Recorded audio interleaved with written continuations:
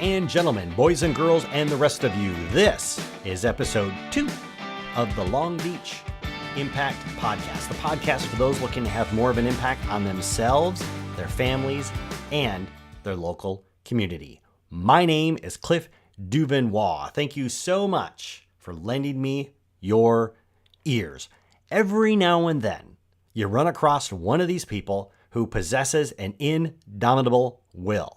The positive side of life is their home, and that personifies our guest today, Mr. Charles Whitehead.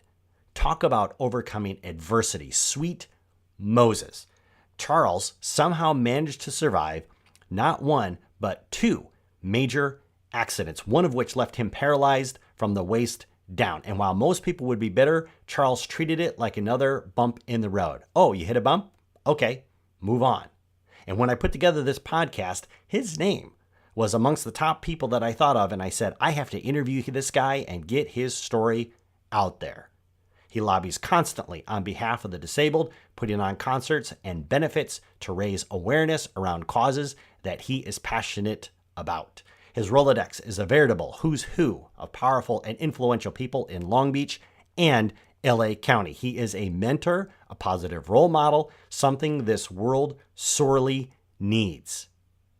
But the only other activity that captures his attention is his love for music and writing songs. His ability to make words dance to a beat got one of his songs selected by the Long Beach Convention Center Visitors Bureau as their official song. They use it in all of their promotional material. Perhaps you've heard of it, this little ditty called Downtown Long Beach. If not, don't worry. Links are in the show notes below. So, boys and girls, please welcome to the show, Charles Whitehead. All right, ladies and gentlemen, we are now in an interview with Charles Whitehead. Charles, welcome to the show. Thank you for having me, Mr. Cliff. Excellent. So before we jump into all the goodies, tell us a little bit about where you grew up. Well, I was born in Little Rock, Arkansas, and I grew up there a little bit, but not much, because my father was Army. He was in the Army, U.S. Army, so we moved around a lot, and then of course lived in many states here in the States, and then went to Germany, lived over there for a little bit, and came back and settled back in Arkansas and lived on the farm for a little bit. And, so my mother and father are both from Arkansas, and my grandfather, my mother's father, had a farm. So I've lived on a farm. Like an actual farm, like An raising actual animals, farm. crops. We had horses, cows, pigs, chickens. We grew rice, soybean, wheat, and cotton. So as a child, I've had a chance to drive a tractor and trucks and work in the cotton fields and the rice fields and all of that stuff as a kid, so it Right. was quite an experience, except definitely different than what I'm doing today. Well, I heard that suburban farms are making a big comeback. They are. The government should take care of the farmers. I believe in that for sure. Sure, definitely. Definitely. At some point when you were growing up, what was your, what was the first career path that you chose, or the first direction that you decided to go to in life when you? Well, because my father was in the Army and my brother later on joined the Army after I did, because of that, I decided, I never really had a super career or Plan. super plan, right? It was just like, let's see what happens. So what I did was I went and joined the Army Reserves straight out of high school, and I worked like at a fast food restaurant before I actually left. I went to the Army Reserves for training, basic training, and then schooling. I went to the United States Defense Mapping School, and graduated from there. And so that was kind of where it got started. But the path that I took from that point was very different. So after I graduated, before I made it home, I had a car accident, and and then I had to rehab from that, and that was in 1982. So So you were involved in a car accident that required rehab. So it was a pretty serious accident. it was pretty serious. So I've had two major car accidents in my life. The first accident, I almost died. The second one just paralyzed me. So, I mean, the first one, literally, I had my spleen ruptured, had it removed, broken ribs, punctured lungs, broken wrists, broken pelvis, shoulder, lots of cuts and scrapes. I had my neck cut, and fortunately, I didn't have the big vein cut, and so I stayed. So, and all of this happened as my dad took my father took my mother. My father didn't like to fly, so he would drive everywhere if he could. Right. And so he drove to North Carolina for his 2-week training. By then he was in the Army Reserves himself, and he dropped my mother off in Arkansas on the way. And my plan, instead of just flying straight home from Virginia, where I was at in Fort Belvoir, Virginia, I flew to Arkansas and visit family, and then I would just catch a ride home with them. And of course, unfortunately, the day before my father got there to arrived in Arkansas on his way back, I was in a head-on collision with a drunk driver, and that put me in the hospital, and I was out in a coma for 2 days, and pretty much set me back. So you're in a coma for 2 days, and when you come to, that's when you find out that your spleen had ruptured, broken ribs, a huge cut on your neck. What's going through your head? Well, I had no idea what had happened, because once I start, opening and up and becoming aware of my surroundings, people were looking down on me. Do you know what happened to you? And I was like, no, because to this day, I don't remember anything about the accident. Right. I remember I was driving, and it was a 2-lane highway, a rural 2-lane highway. I was driving. I remember driving. I made a wrong turn. I got back, turned back around, got back on the right road, and woke up in the hospital. Wow. It's amazing how fast that can happen. It is. Just in a split second. Now, so you've gone through your rehab, and you're now on the mend. Yes. So, now, where is this interesting life path leading you now? So, by that time, so I'm on the mend. I stayed in Arkansas for a month and a half or so, or whatever it was, and one of my aunts helped take care of me, and so I finally come home. I'm rehabbing, and my father was working at a limousine service rental car place in Beverly Hills. His best friend was the vice president of the company, so I started. Started working there just kind of part time, and it was something different. Well, what I did was I ended up learning how to run my own limousine service. Right. So his best friend bought a limousine with he got some investors, and I was the caretaker of that car, and so being able to see how things ran, I ended up, I was a caretaker, and I ended up being the driver for them. And then not too long after, they kind of bailed out, and I ended up going to a bank and getting my own loan to buy that car. Oh, wow. And that was at a young age. I want to think I was 22 or something like that. Okay. It was very young, but I bought the car and just started doing business for myself. So 22 years old, you're an entrepreneur building your business. Yes. Yes. So how did that go? How did that turn out? Well, as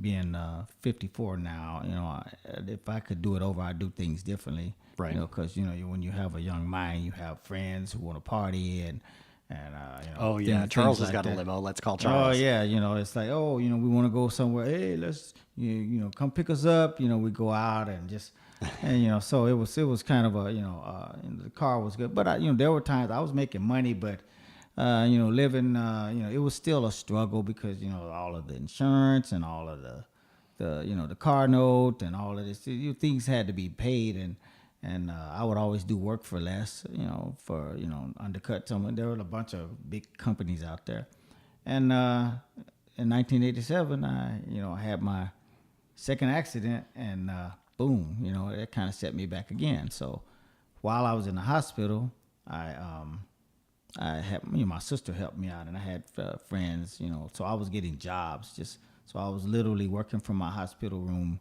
just kind of booking jobs here and there, and Right. and she was taking care of the car stuff, and she would make sure the drivers had the keys and whoever. And this is long before cell phones. So if you're making This was phone calls, you're long using the before cell hospital phones. phones. Yes, so this was long before cell phones. It was actually, it was kind of that's when they had those big box phones with the long telephone. You kind of, it was, they were just really coming in. I had one of those, and I don't know what happened to it.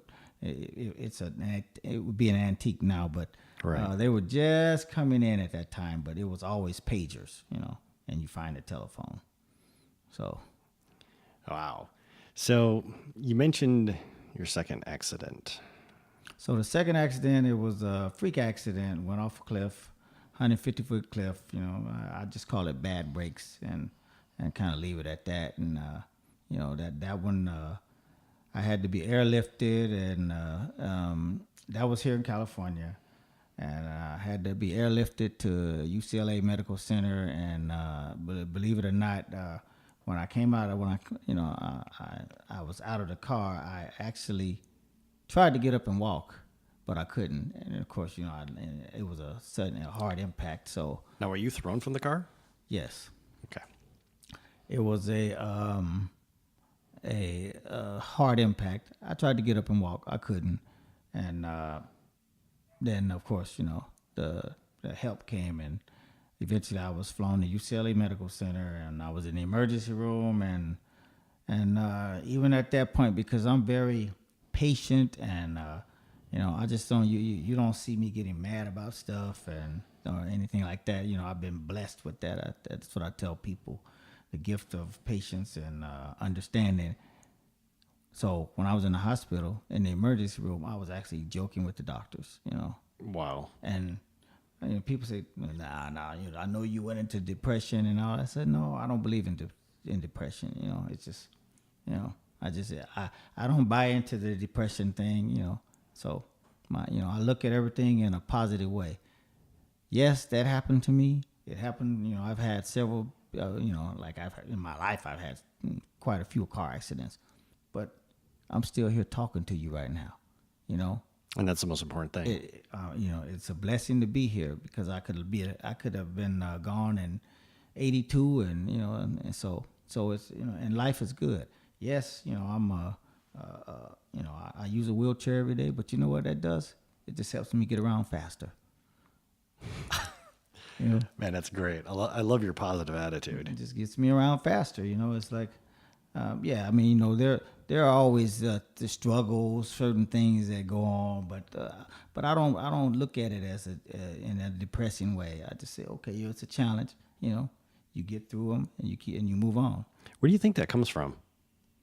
Well, I think it's part of my Christian belief, my faith. I believe in, God has, been taking care of me, and it all comes from Him. So I always had to, give Him the glory, So, and that's what drives me.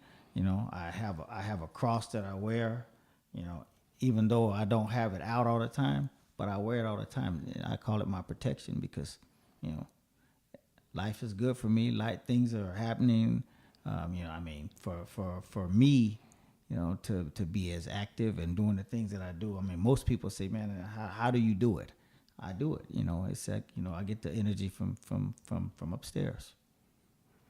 Awesome. That's great. That's great. I totally admire your positive attitude, because I know, when I was thinking after our conversation that we had the other day on the phone, that, if something like that, happened to me, if I got in an accident and lost the use of my legs, I'd probably be a train wreck for a while. But you seem to have bounced back fairly quickly. I do. And me, because I work at a rehab facility. Right. I see people all the time who are, they've had these tragic acts, these very tragic, really tough accidents, and their life has really changed. I mean, taking a complete different path of what they ever thought it would be. Right. And so, and I'm able to talk with people, and I always give my number. Hey, I'm always here. If you ever want to talk to me, fine. And believe me, there are a whole lot of people who are not disabled that I talk to. It's not just, and for some reason, I find people, I'm like the ear, I can listen and don't judge and give my feedback and say, hey, you know what, I understand, this and that happened, but, and I just try to, encourage them. It's like, you look at you. You have this and that. It's about the power of mind. So your what's in your mind is it really matters. And if you have something to encourage you and to help out, it's good. That's very good. I want to take a step back here. You were talking earlier about the rehab center. Yes. What rehab center was that? That's Rancho Los Amigos. It's a national rehabilitation center in Downey, California. For me, this place is really special because, for one, I was a patient there. That's why I did my rehab. In 1987, I went back. Okay, so with the limousine service, what happened was I was doing limos, and then I got out of the business. But before I could get out of the business, I had been taking like nurses, kids, like to the proms and things like that. Mm-hmm. So I got out of the business for a year, and then I got back in it because people were constantly calling me, and I partnered up with another guy, and we built the business to 3 cars. And then in 1992, and I'll get to the Rancho part in a second. 1992, the Watts riots happened. The Rodney King riots happened. On the very night of the riots, the very first night, I was at a wedding, and I got a call from at that point I was teamed up with a photography company, and I got a call from the guy who ran the photography company. He's like, Charles, you need to call the clients, because we had these people that were going out of town, out on the town that night. He said, I think something happened to one of your cars. I called the house, and the lady answered the phone. Who was the car was there to pick up, and she was crying profusely. I couldn't get anything out of her, and I asked her, to let me speak to my driver, and my driver came to the phone. He says, Charles, 6 guys jumped me. They took my keys, they took my wallet, and they took the car. And I told them before, I said, can I have my wallet back, because I didn't have any money? They threw my wallet at me, and they took off. They went looting, loaded the car up with stuff, and this was like around 120th and Normandy. Right. They went up in L.A. looting, loaded it up, went back to their neighborhood, and they parked it on like 120th and Normandy, like in the middle of the street, and they burned it. So, Wow. And so that year, a lot of my business was out of L.A.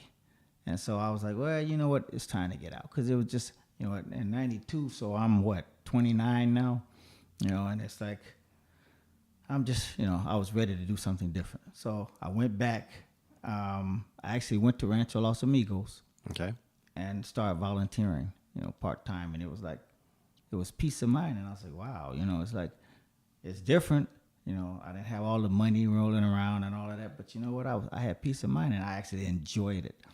And to the point where I was volunteering, like sometimes 5 days a week. And I was just like, it's okay, But then a position opened up, and like 2 years after I'd been there, right, and that was 10 hours a week for like a few months, and then I think like within 6 months it was 20, and then after a year I've been there, I've been full time, and so I've been there since 1994, working in the department at Rancho Los Amigos that I do.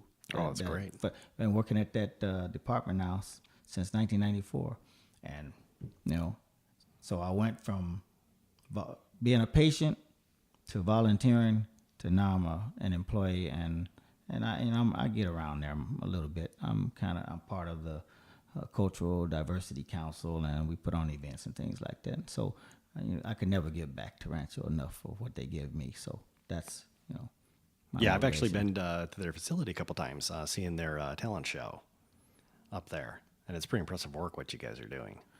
Yes, it is. And people, we at Rancho we believe in making your life, we give you a path to go forward as opposed to, your life is over. A dead end. Yeah, exactly. Yeah.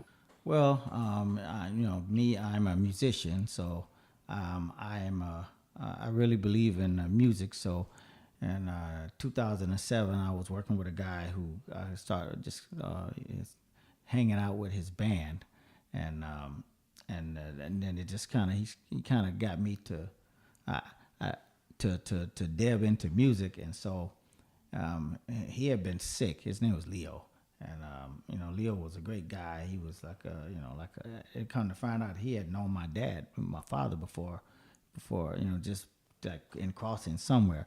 But Leo and I would go out on the road, and like he would go to his band was he had a Spanish band. They would play cumbia kind of music and all that. Oh, okay, all right. And so I would hang out with Leo. Well, Leo finally, he had he was sick with like chronic leukemia, and in 2007, it finally took him away. But just before he passed, he had a digital audio recorder he gave me, and a 2-channel mixer. So I used one for microphone and one to plug a CD player, and I would record in my office at work. I was just like, oh, okay. So in 2006, I moved to Long Beach, and I would go around the corner from where I lived to like these different clubs and all, and I would see these bands play, and one of them had some music that I was really interested in. I was like, hey, can you guys sell me a track? And the guy was like, a track? He said, well, what do you want? Somebody to produce you? I said, no, I just say I want to write music, but I like some of your stuff. He said, oh, okay, here's my card. Call me later on, like we're busy now. Just try me later. And every time I would call him, he was always busy. So I said, okay, well, maybe I'll just go look online. And so I went and started looking online, and I found these tracks that you could buy. And I said, oh, well, then I can just write music from this stuff, right? And so that's how I got started in the music writing. And this was just probably a couple of months or a month before Leo passed, because he retired shortly before he passed. And so then it just kind of went into that. I was staying at work. I was finding myself at work at like 3 o'clock in the morning. Like I need to get home and get some sleep. It's like I'm over here, because songwriting is really, once you really get involved, it takes you over. So that's on the music part. And so what I was doing, I was taking just having a ball doing this. So I went and bought some equipment and started recording, and I ran into Herman, who was in my band per se, and we started recording, and the music was happening that way. And I mean, the music went from music to then I'm doing TV, movie stuff. It all kind of evolved. I don't know, it happened. Oh, that's great. That is absolutely great. So you're on this music path, doing this on the side, and like you said, so you've got your band per se. Now you guys actually have played around a lot of venues in the Long Beach area. Yes, we have. We played a lot of venues, restaurants, parks, a club here and there, bars, whatever. We do a lot. We get around, and we could play more, but especially right now, the with the band, just about everyone in my band is retired. Just about. Oh, okay. And I think we're up to 7 members right now. We were at 9 at one point, but we're at the 7. A couple guys moved out of state, but for the most part, most of the people are retired, and so. But me, I work every day. I think I'm the youngest one in the band, and so Herman and myself are the writers, and right. We write, record, and compose, and do all of everything with the music. So I write my own stuff, and we just make it happen. And we're not any genres. We're not genre specific with the band, and just kind of we get around. So when you're writing music, what's your inspiration for that? It just depends. Sometimes I hear something like even if on the radio, and I say, it just gives me ideas, and I listen to artists who are who are great. I kind of listen to those. But then there are a lot of times you hear people's music that they're not great. They're not really known. You know, they're like, you know, you can go to one of these small restaurants or whatever and hear somebody play and say, oh, you know. And so I hear things and it gets me inspired. And sometimes when I write like I'll write one song, and as I'm listening to that song, I'll hear something that kicks me into another song. I say, oh, this will, you know, because a lot of times I go and I'll wake up in the morning and you know, before I go to work, I'm getting dressed and I'm doing all of this. I'm shaving or something. I have a jingle in my head, and what I'll do is I'll take my phone and I'll record it.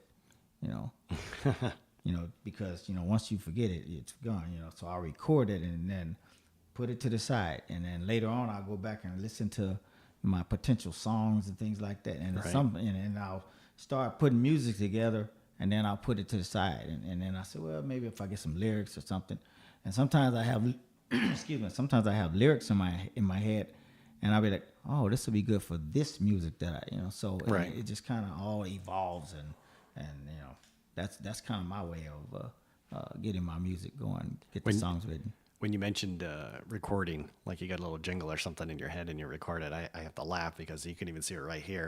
I'm always carrying around a little spiral notebook with me because I do a lot of writing for my business. And you never know when that inspiration's going to come. Know. You know, you never know. You're walking down the street, you see something, and boom, the thought just hits you, and I just pull out my book and write it down. You know, I don't do it on my phone or anything else. I always got a pen and a pad with me. Well, Always. see, for you that's good. For me, you know, I had to use my hands to push a chair, so you know, and I'm gonna have my phone. So, and I have notes too, also like a notepad on my phone that I can just. Right. But it helps, you know. Yeah, it yeah, helps. Definitely helps.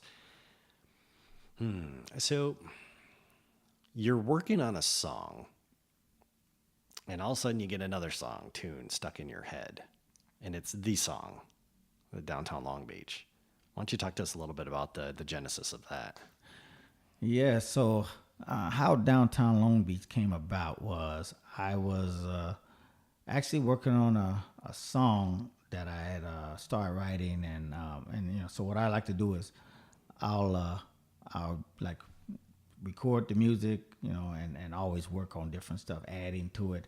And I was hearing this music and I was like, you know, I could just hear in my head, Downtown Long Beach. And I was like, So I was like, okay, you know, that, you know, but the song, it wasn't downtown. I was just hearing Long Beach. I was like, it sounds like this could be a Long Beach song. And so how I got to do Long Beach is I was working on it. So I said, okay, you know, let me find something. And so I literally started working on it, just piecing together. And I was like, you know, I had a you know, like ideas of what I want to do, like go around. Okay, I can capture things. So I heard some strings, you know, and I was like, okay, this is going to be the chorus. You know, I could hear these strings playing. Right. And so then I said, okay, let me get a beat for it, and I started messing around, and I created a beat, and then the rest kind of came with it. And then as time went on, I would add, you know, I would just always hear things in my head, and I said, let me add the voice, ooh, just background stuff, and so I was working on that. What happened? I went to the city prosecutor was having fundraisers. He was running for election. I know. His name was Doug Halbert, and so the city prosecutor had a fundraiser, and I worked with his wife, Lisa, and his name is Doug Halbert. So I was at his fundraiser, and I was talking to him, and I was like, oh, you know, I'm kind of working on a Long Beach song. He says, oh yeah. He says, well, if you make the video, give it to me, and I'll go and walk it over to, I forget exactly who he told me, but I said, okay, you know, fine. So as time went on over, you know, he was still running for election. I think it was the night of the election. I'm not sure, but I was, after everything was over, I was sitting at a table talking to some people who were there for it. And one of the ladies says she was on the Downtown Long Beach Association, and they had a meeting, and they were saying that they needed a new video. I said, well, Lord and behold, Well, that's what I'm working on.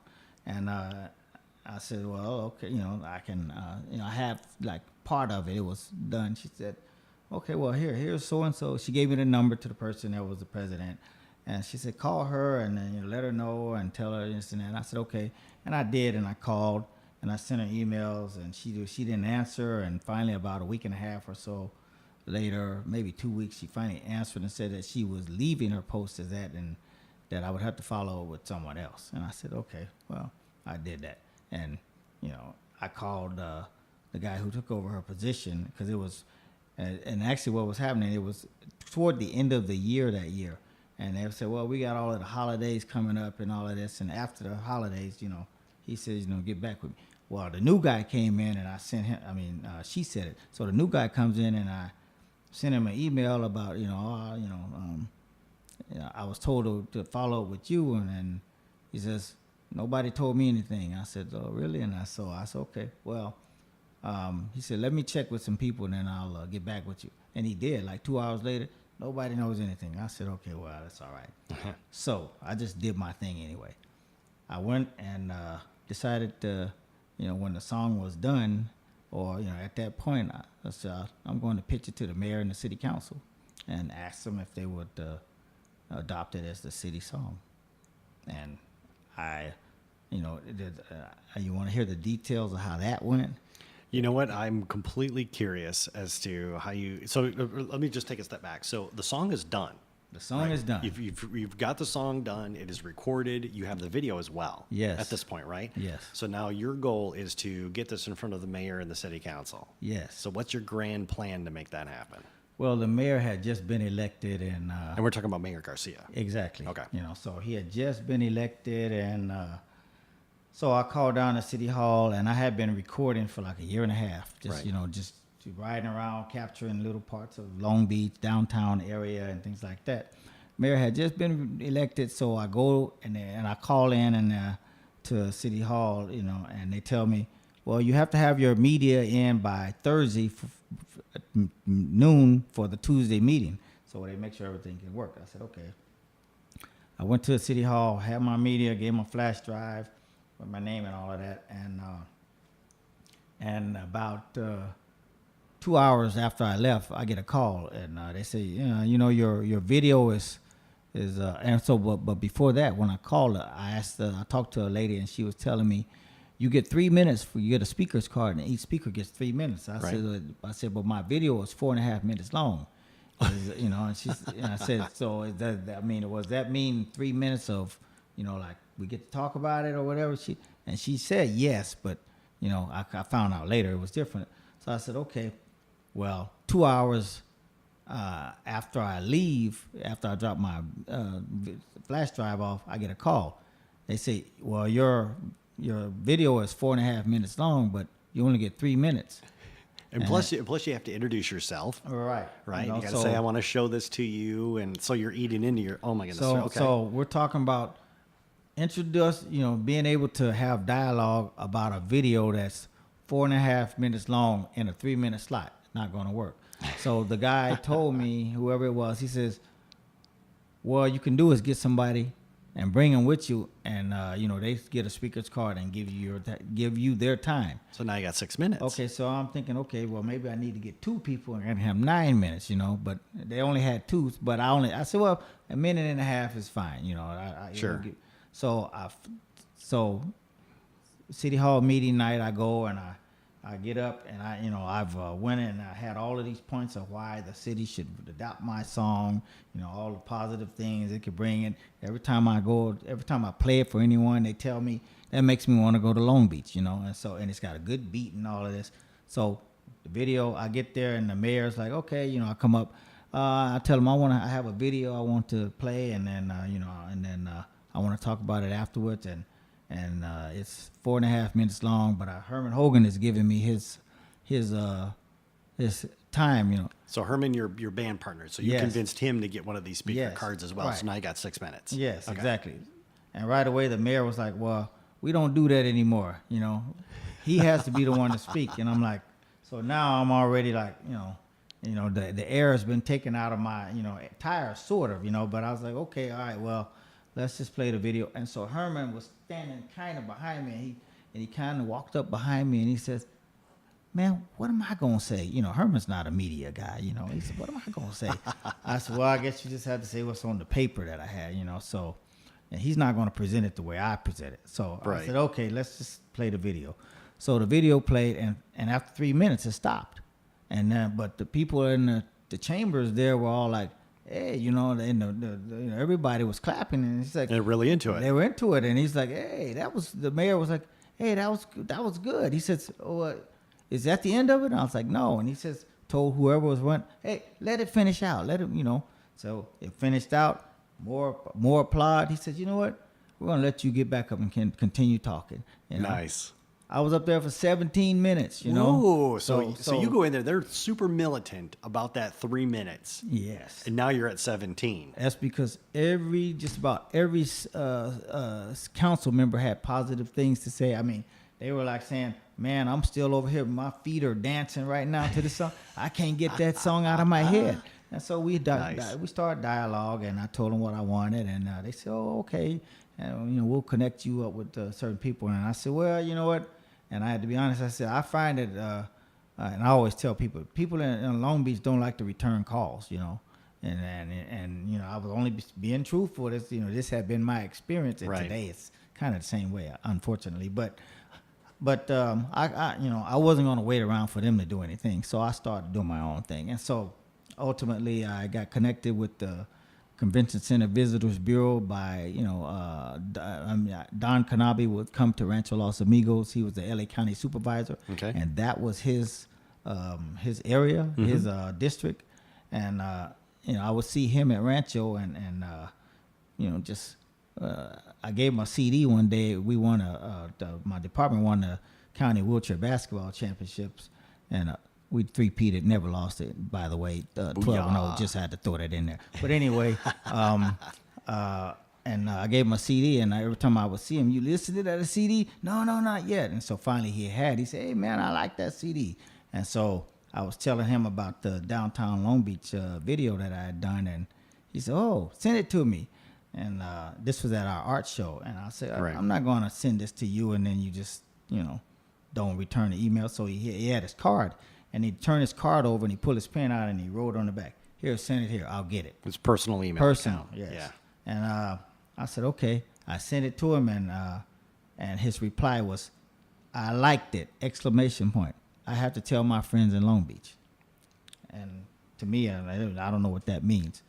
Well, just by coincidence, I was a member of PADNet, which is the Public Access Digital Network in Long Beach. Mm-hmm. And the president's daughter works for the Convention Center Visitors Bureau, and we were at like a I don't know what you call it, a producers meeting or kind of get to know type of thing. Right. And she was telling me about the video contest that they had that was coming up, and so I got involved with that, and so here we are. I get a call, a month later. I'm prepared for the video show. It was getting there. I got in late, but I get a call. Somebody wants to talk to you. I mean, they want to see you. They want to meet with you. And I was like, who is they? The people from the Convention Center Visitors Bureau. And I said, okay. I go in, and right away, oh, your friend Don Canabi says hello.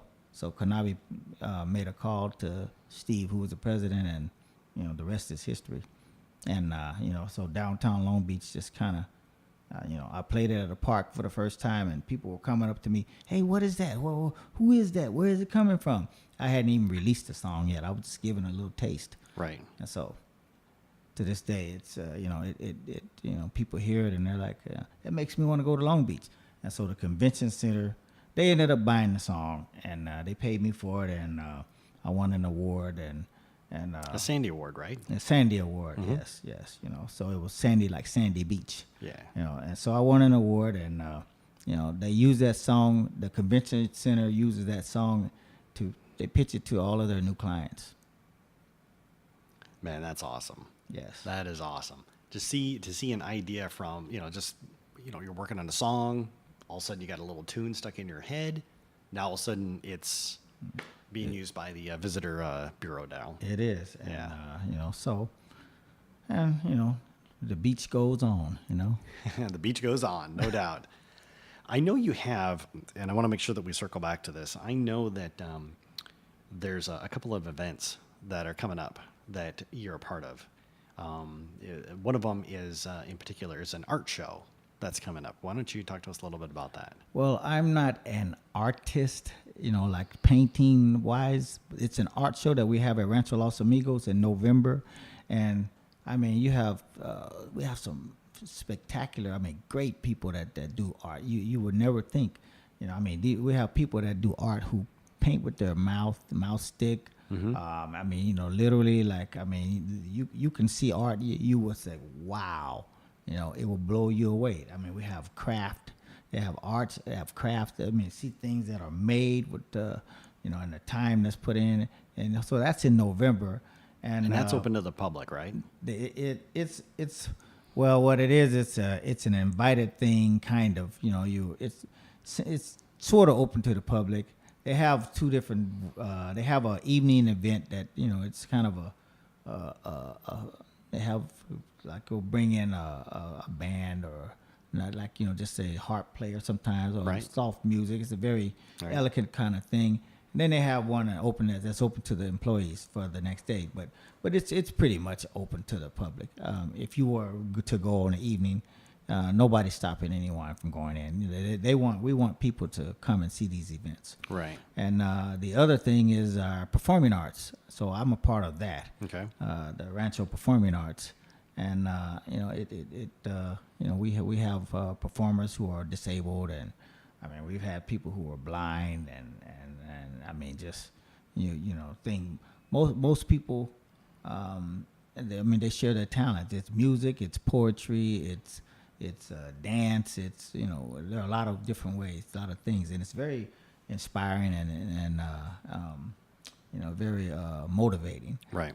And the other event, I think you may be talking about is I'm throwing a concert this weekend. Right. Now that one that's personal. So what I did, this is year 3. The first year I did it at Bixby Park, and I call it Per Se. The name of my band is Per Se. That's PERSE, 2 words. I'm just trying to say or not talk about so and so per se. Kind of like that. Right. And so the event was called A Day of Live Music with Per Se and Friends. But I connected up with a couple of guys who wanted to do some honor veterans, and I said, well, let's just combine it this year. So this year, instead of calling it A Day of Live Music with Per Se and Friends, we call it A Concert for Peace, because we want to promote peace, happiness, and things like that in our community and share it around the world. Sure. And so the event is called A Concert for Peace.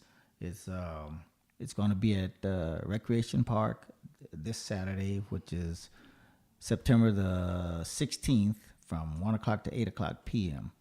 And we're just gonna. I got a bunch of bands coming. We're gonna have speakers. We're gonna have belly dancers, and just a lot of talent. Right. Poetry. We're gonna have poetry. We're gonna have talent, and we're just gonna go out and have a good time and help raise some. It's a fundraiser, so it's a benefit concert. We want to help the performing arts and youth sports association is another place that I kind of help support. And of course, we want to be able to pay attention and give thanks to the veterans. Sure. Because they're the ones that keep things going. And myself, I represent all of that because I am a basketball player, a football player, even in wheelchair. I played wheelchair football, broke my leg once, played basketball for 20 plus years. I was a referee. I was the only high school referee in the country that was doing able-bodied games out of a wheelchair for 20 plus years. Wow, that's amazing. And it's been a few years now. I kind of, the refereeing takes a lot out of you, and I've decided to focus more on the music. And I played wheelchair ball for, practically ever since I've been hurt. Right. This event this weekend will be great. It'd be, we want people to come out Sure. and enjoy themselves. Awesome. Got a lot of bands. So. If our audience wants to reach out and get in contact with you, or maybe attend some of your events, whatever, what's the best way for people to get a hold of you? Well, they can always go to my band, the band's website. It's www.persaytheband.com. That's PER, P as in Paul, ER, S as in Sam, E, theband.com. Persaytheband.com. That's our website, and you can always check us out on Facebook, Per Se the Band, and and through those avenues. And you can always call me. I'm always open to telephone. So right. And my phone number is 213-500-0516. I try to be transparent and be available to people. Right. I give my number to folks, so I don't have a problem with someone calling me. Great. And for our audience, we're going to have all those links down in the show notes as well, so you won't have to go look that stuff up. You'll just be able to click on that link. So yes, and you can also reach me through www.rollingman.com. That's my other website, but it's literally connected to the band webpage right now. Okay. And just if you can, go on Facebook and friend us. persaytheband.com, or you call me. Charles. You heard the man, Whitehead. people. Go on to Facebook. Give his Facebook page a little bit of love. Charles, thank you so much for being on the show today. It's been an absolute treat having you here. Well, thank you, Cliff. I appreciate the invite, and these kind of things are this is a part of what makes me feel blessed. To have something like this and be able to share these things with people. I think it's needed. Awesome. Well, thanks again. All right, thank you. Take care. Hang on a second, real quick before you go.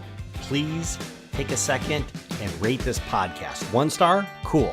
Tell us what we can do better. 5 star, even better.